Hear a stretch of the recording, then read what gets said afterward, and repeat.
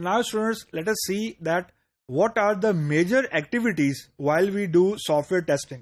तो अगर मैं holistically बात करूं, majorly 4 activities होती हैं जो कि टेस्टिंग को end to end परफॉर्म करने के लिए हमारे पास यानी we need to execute these 4 steps.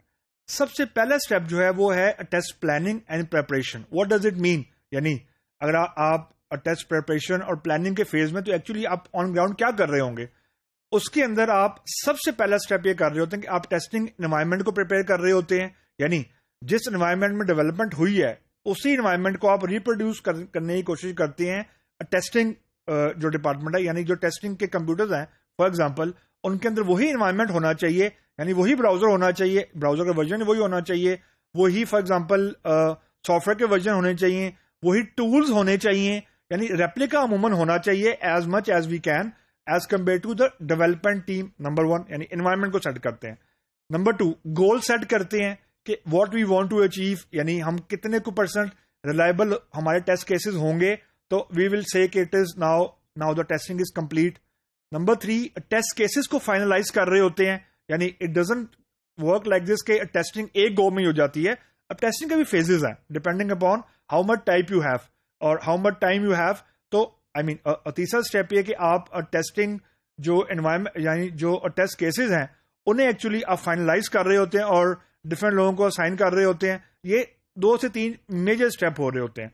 Second step ये होता है कि आप एक्चुअली अब टेस्ट केसेस के अगेंस्ट अब कोड को रन करते हैं उस एनवायरनमेंट में जिसमें आपने कोड को सेटअप किया हुआ है. यानी टेस्टिंग एनवायरनमेंट में आप अपने अब टेस्ट केसेस को एक एक करके रन करते हैं. यानी जो क्यूए डिपार्टमेंट है वो एक एक करके कोड को रन करेगा. यानी फर्स्ट फॉर एग्जांपल उसने अगर 12 टेस्ट केसेस लिखे हुए एक्सेल में, तो हर जो टेस्ट केस की स्टेटमेंट है उसको रन करेगा. अगर तो टेस्ट केस सक्सेसफुली रन हो गया है, क्योंकि जब मैं कह रहा हूं टेस्ट केस तो उसमें एक्सपेक्टेड बिहेवियर भी लिखा होता है और साथ रेफरेंस नंबर दिया होता है यूज केस नंबर का. यानी अगर डिटेल देखना चाह रहे हैं तो यूज केस नंबर को आप जाके ओपन भी कर सकते हैं. तो अमूमन एक्सपेक्टेड बिहेवियर लिखा होता है.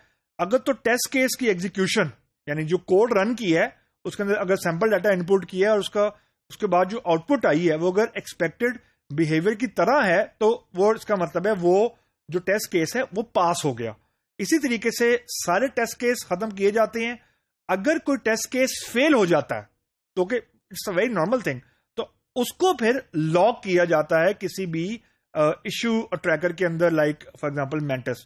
तो ये स्टेप नंबर 2 हो गया. स्टेप नंबर 3 कि जो तो हमारे फॉर एग्जांपल जो टेस्ट केसेस हो गए थे pass, these are good to go.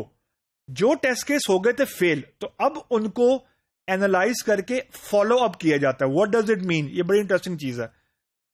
Analyse से मुराद ये होती है कि क्या ये टेस्टिंग डिपार्टमेंट में कोई चीज हम लोग मिस कर गए हैं. फॉर एग्जांपल क्या हमने कोई जो डेवलपमेंट टीम है उन्होंने फॉर एग्जांपल किसी स्पेसिफिक हार्डवेयर के ऊपर डेवलपमेंट की थी, हमारे पास जो हार्डवेयर के स्पेक्स हैं वो डिफरेंट है फॉर एग्जांपल, या फॉर एग्जांपल जो हमने टूल इंस्टॉल किए हुए हैं वो कोई वर्जनिंग का फर्क तो नहीं. ये बड़े कॉमन इंपैक्ट फैक्टर होते हैं कि वर्जन्स डिफरेंट तो नहीं है.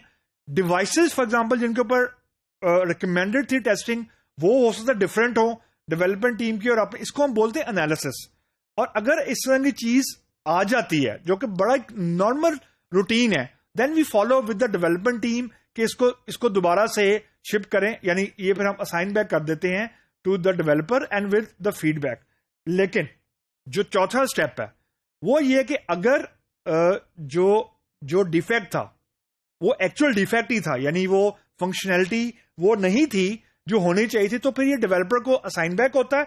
यहां पे क्यूए का साइकिल पहला खत्म होता है.